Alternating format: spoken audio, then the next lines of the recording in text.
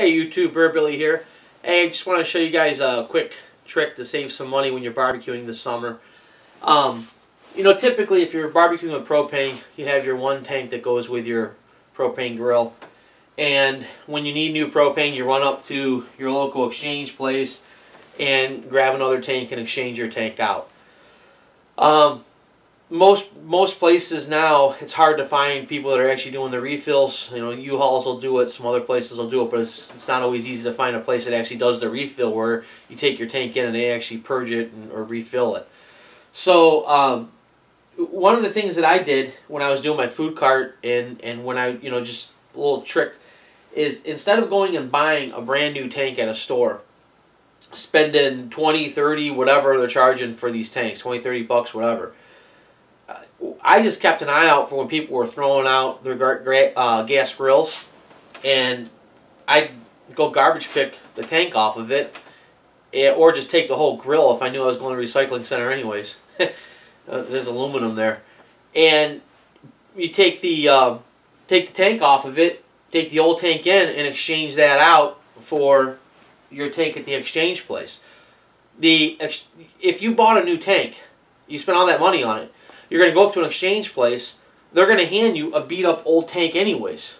So you're basically giving them a brand new tank and they're giving you a piece of junk.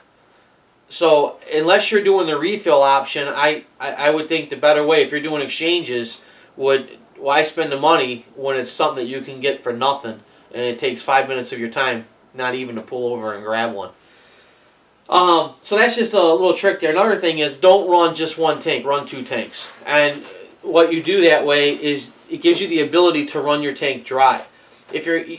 Everybody's been in a situation, you go to have a party and you're like, man, do I have enough gas in there? You're shaking it, or you're doing the water test, or you're, got your little sticker magnet thing on the side trying to see how much propane you have left, and is that going to be enough? And then if it's a big party or it's a big thing, you're like, I'm not taking a chance. You run up and get a refill.